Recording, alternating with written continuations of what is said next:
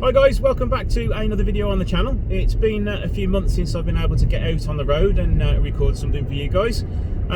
Today I am dropping the Fiat Coupe off to its new owner.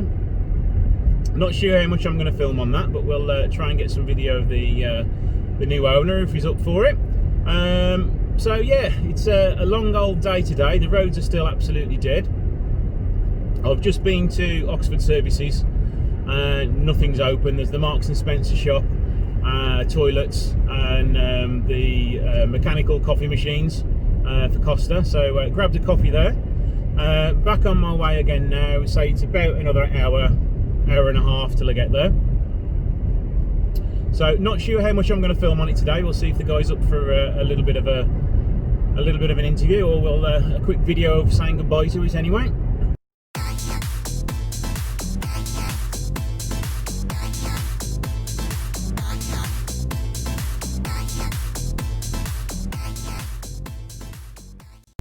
So yeah, quite a sad day having to say goodbye to the coupe. It's one of the longest ever projects it's taken me to complete. It's taken me 2 years pretty much to the day when I let the last video on it go live. So I do need to speed things up a bit, but this was always planned to be one of my own cars, but never got around to actually driving it myself.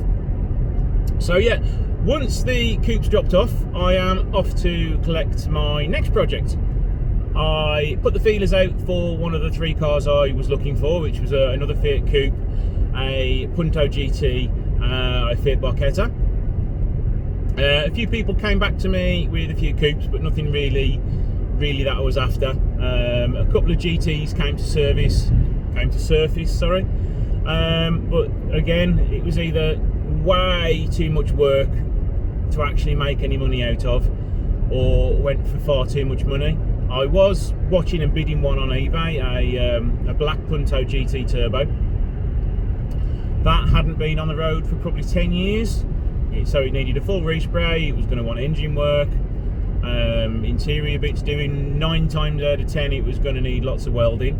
I thought, okay, we'll go up to like 1,800 quid. It's never going to go any more than that.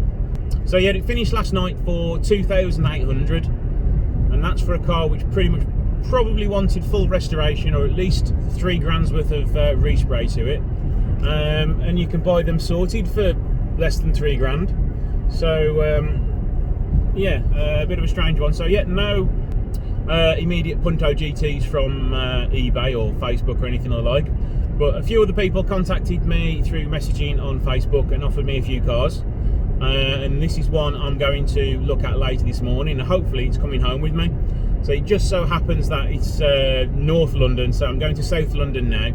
So it's only an hour away from where I'm dropping this car off, so it sort of kills 2 birds with 1 stone. So yeah, I shall hopefully see you in a minute when we're saying goodbye to the coupe. Right, here now, just dropped the coupe off with the new owner. He seems very pleased with it. He's an Alfa fan himself. He's also got several other cars. He's got quite a nice collection here, including a nice Porsche. So, what made you want this Fiat Coupe, or a Fiat Coupe in general? I mean, endless Alphas. I've always fancied one of these. Never got around to getting one. I'm bored stiff with all this shutdown as stuff, we all are. And business can't work, so it's something for me to fiddle with. Yep. But something that's all the donkey work's already been done on it, so it seems to be fine. A lockdown toy. And it looks very pretty. It certainly does. I say I'm going to miss looking at it in my unit. Well, hopefully it behaves for you and it gets a good life now, not stuck in my unit. It's not going to do very much, I can tell you. But I have a lovely drive to work. I drive from here, Dorking, down to East Sussex, down through the Ashdown Forest. It's 30 miles every day, and it's a beautiful drive. And something like this, or the GTV, or the Boxster. That's why I keep all these cars. When I retire, maybe I'll have to get rid of a few. And that's the thing, that's my plan as well. Well, thank you very much for talking to me. Hopefully you enjoy it, and I shall speak to you again later. Well guys, that's the Fiat Coupe said goodbye to now. I'm very glad it's gone to a good home, and he's going to be using it as a daily, and also fixing a few problems on it. I think immediately this weekend he's going to be painting the alloy wheels on it. So I am very, very glad that it's gone to a good home, and he's going to be restoring it even further. So yeah, on my way around the M25 now. I've got about 45 miles to go now. and then we can have a look at this super rare car. I think, in all honesty, I've probably not seen one on the road since the early 2000s, in the flesh anyway. So it's definitely one of the rarer cars out there. It's something to be nice to restore that's different.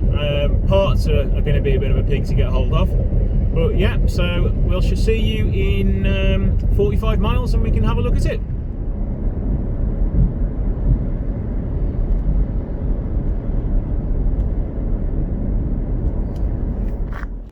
Right guys, finally here with the car, and this is what I have purchased. A Fiat Barchetta 1996. One of the rarest cars on the road. It should be an MX-5 Beta, but Fiat never decided to release it in right-hand drive. So unfortunately, it's going to have to be a lefty. So here I am with the new owner. He's going to tell us a bit about his story with it and how come he come to buy it. So if you could just explain a bit about it for me. Yeah, well, I mean, I bought it, about a couple of months ago. It was going cheap. I'm looking for something that, seeing that classic cars are always increasing in value. So I'm just crazy for cars. Don't tell them this is. Yeah. But yeah, I literally wanted something that I could sit on, good investment, work on. It's a hobby for me. So literally I've done sort of as much as I could without going too far. What have you done on it in your ownership?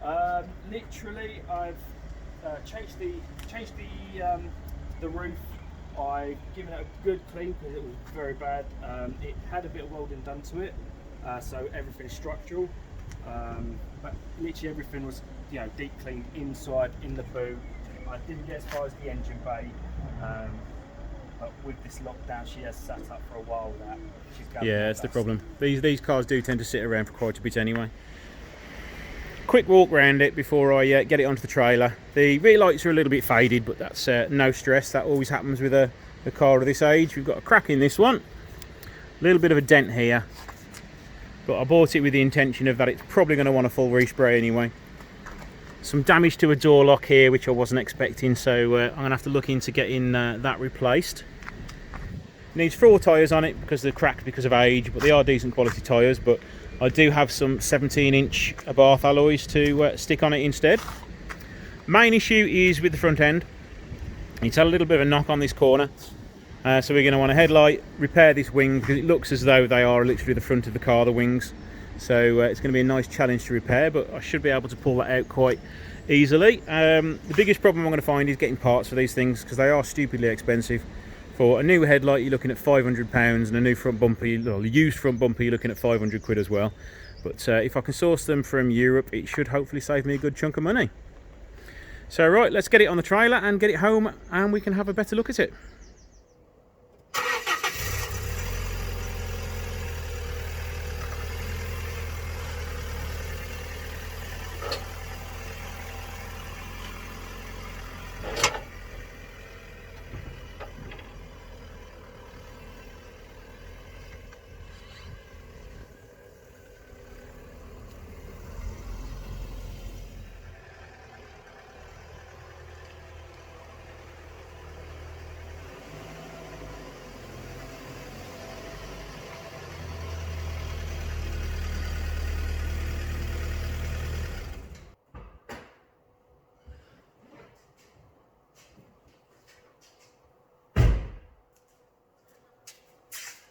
Right, 390 miles I've done today and nearly 8.5 hours of driving. I'm absolutely cream crackered. That's going to be it for today, and I shall have a look at it again tomorrow when I come into work. So let the video continue from tomorrow. Right, now the next day, had a few hours rest. Was speaking to a few guys last night in Europe, Greece and Italy regarding getting some different parts for this. I've managed to source a few parts that I need. I've got a new set, or a refurbished set of headlights on the way now, so that's the biggest sort of hurdle done and dusted. So let's have a walk around it now and we can see what needs doing to it. Right, let's start under the engine. Now, it's not been on the road for 10 years, this car, so it is going to want a variator because it rattles its head off when we start it. It's going to want a cam belt, water pump, coolant's going to need changing. Let's just make sure it is still clean and not contaminated. Not much coolant in it, but at least it's not got oil in it.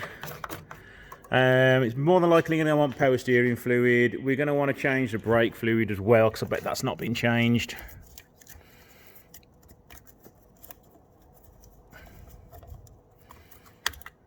Yeah, you see it's quite dark, so we'll want to get that changed as well. The battery looks as though that has been changed, so we should be good on that. Battery tray is going to want taking off and refurbishing, but generally rust is not a problem. Both the chassis rails look okay. Yeah, it seems to run and drive okay. The clutch probably will want doing in not too long a distant future. It does run okay. It does hunt a little bit on idle, but that's probably because it could do with some new plugs as well, so I will get those changed when I service it. Other than that, no, it's all okay engine wise. Let's show you the body now. The front bumper has a chunk missing out of it in the corner there. We're missing an indicator, but I've ordered one of those as well. We've got a little crack in it here. There's a dent on the front panel here, as well as a few other light ones along there. Worst part of the damage on the front bumper is down here, but I am hoping I can stitch that back together, because I don't want to have to spend sort of £500 on another bumper. The damage here, I'm going to take the headlight out and the front bumper off, and hopefully I can get it back into some sort of position. It is poking out here, so hopefully once I pull this out, it will automatically go back in there as well. The very, very worst case is I can get a part cut-out panel and weld it in. Because these front ends, there's no falling over. There's no wings as such. The whole front end of the car is one panel. You can buy complete replacement wings, but you've then got to sort of weld it in down here. So we shall see how we go with repairing that, whether I'm happy with it or not. The rest of the bodywork isn't that bad. There's a few car park dinks and things like that. The seals for the roof are not the best, so I have washed the car and it's got a little damp. I am speaking to the guy who bought the headlights off, and he's hopefully going to sort me out with some new window seals as well. The roof has seen better days. I have given it a clean today. Could do with giving it another clean actually, because you can still see some marks on it, but it's just sort of starting to wear thin all over. But surprisingly enough, to get a brand new roof skin for this, it's only sort of £300. So I may end up learning a new skill, and that's changing a cabriolet roof. Alloy wheels and tyres. The tyres are cracked and beyond use, so I am going to need to get some new tyres, but I am considering fitting some Abarth 17-inch multi-spoke wheels that I've got sitting up there. So if I can get some reasonably made tyres, I may give a go at fitting 17-inch wheels to it. I have had a look on the internet about it, and they do look a little bit too big. It makes it sort of look like it's sitting on stilts. So I'm going to and ah about that. Again, let me know what you think about sticking 17-inch wheels on it. Boot lid, other than got loads of crap all over it, it's in one piece. There is a little dent here which can be pulled out. The rear lights, they are like most of the lights, they are covered in a plastic on the front, and I'm hoping that that's not just a crack and I can polish them up and retint them red again. But they're not that bad. It's not sort of a deal breaker having to get some new lights if needed. I think I can get a new set for €120, so it's not that bad. And the other bit which is sort of really annoying me is that somebody's tried to break into it at some point and damage the lock. They've damaged the door skin as well. I am hoping that can be bent back out. There are door locks available on the internet, and hopefully I can get parts for that. But yeah, that's the biggest annoyance to me at the moment. But this side is relatively okay. And continuing with the roof, there is a little bit of damage down here. Apparently it doesn't leak, but yeah, I think it does leak, judging by the amount of water that's in the car from when I washed it. So yeah, I think we probably will go with a new hood. Onto the interior. I am very surprised, but I fit into it quite well. I remember back in the day being my younger 18-year-old self, fitting into one perfectly fine, and then getting into a Mazda MX-5 at the, I think it was the 1996 Birmingham Motor Show. Now, how long ago was that? And not fitting too well in an MX-5, so I was always quite worried about one of these. And now I still fit quite well. The interior is quite nice. It doesn't need that much doing to it. Yeah, the seats could do with cleaning up better and giving it a good de-dusting. The gear knob is still in good condition. The only thing which isn't working is the digital clock. Is that there is the LCD panel is no good, but I have ordered another one of those. Let's go into the driver's seat now. Now, it is nice for a change. There is no engine warning light coming on this. It does extinguish itself, not presenting me with any fault codes. The only slight issue I have is the airbag light seems to flicker. But I do believe that might be a loose connection on something, or the airbag ECU is on the way out. But we shall try and read the codes on that later. We need a stereo for it. A genuine stereo is probably going to be nigh on impossible to find. But you can get the surround still, and I do have a couple of stereos that I can lob into it. Now, the roof is manual on this, which is what I would much rather prefer. There's two connectors underneath here. There's a pull switch down there to pull the cover. So to open it up, move the two clips underneath here first, open the hood a little bit, lift the back of the roof, lift the cover here if I can open it right. There we go. That's the boot, ignore me. And then it all just folds away nice and neatly. Now, I'd much rather that than an electric roof, because I'd probably say that's actually quicker. And now, as I've opened the boot by mistake, we might as well have a look in there and see how much room we've got. We've got a few spare parts, actually.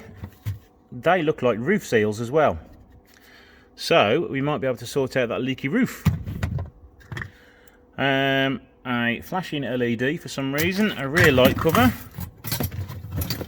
I think these are bits left over when somebody's attempted to change the roof. That's a battery securing plate. Don't know what they are because they don't even look the same colour as the car. A few nuts and bolts. Spare wheel. And that is about it. So now, let's get it on the ramp and see what needs doing underneath.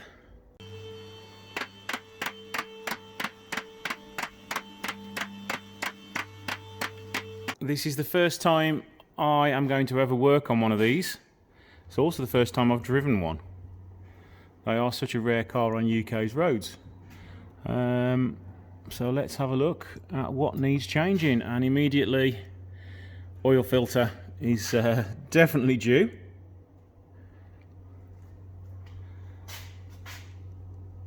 Drive shaft gaiters look okay.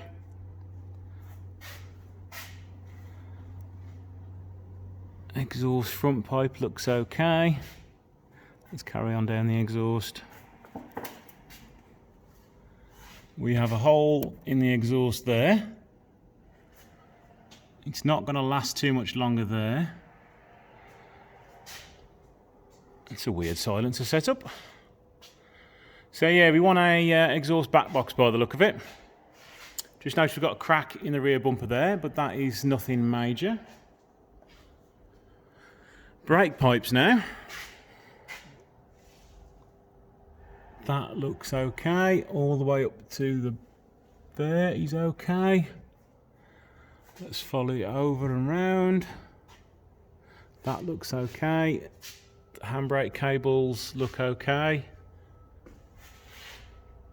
on both sides. Rear springs, they're okay. Rear shock has no sign of leaking. Same on that side. Not too much rust either. So I do know that UK cars do tend to suffer with rust, especially on the underside on these and sort of the rear arches, very similar to GTVs again. There is a little hole there, so it does need a little bit more welding doing to it. And a little bit of rust starting to come through there. Fuel filter, that's going to want changing as well. Actual floor pan, although it's had 2 patches done to it, it looks as though it's had a reasonable job, and I do hope it was welded and not just glued in place. Right, so underneath isn't that bad. We've got like an oil leak or something coming from somewhere. But for a 24-year-old car, it's probably the crank seal, judging by the fact it's gone up there. But for the fact it's 24 years old, I would say that isn't in bad shape at all. Nice chunk missing from that lower bumper, which I'm going to need to repair.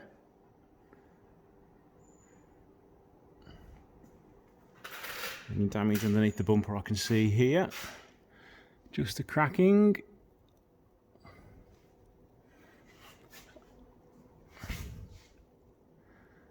Yeah, that's not too bad. I'm quite pleased with that. Just thought I'd remove the front bumper to see what sort of damage is there and behind it, and how to remove the headlight.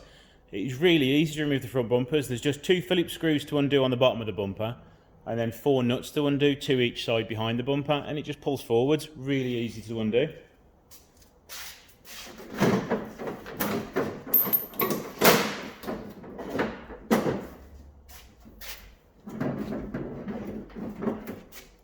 I say really easy, and now it seems to be stuck.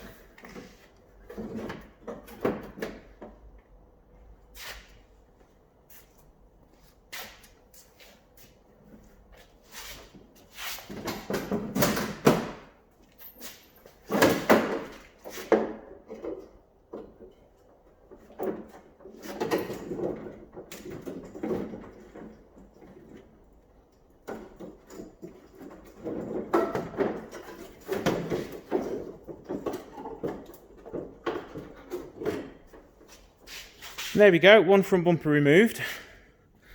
We do need to see about getting that crack repaired there. It shouldn't be too hard because it all fits together quite nicely.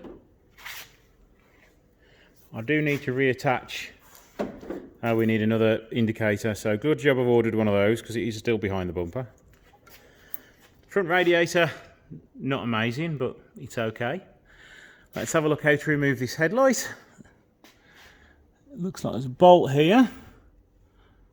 A couple of bolts behind the arch liner, and that should come out. So let's get that headlight out.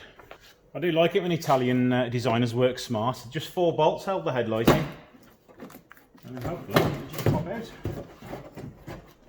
like so. This seal back.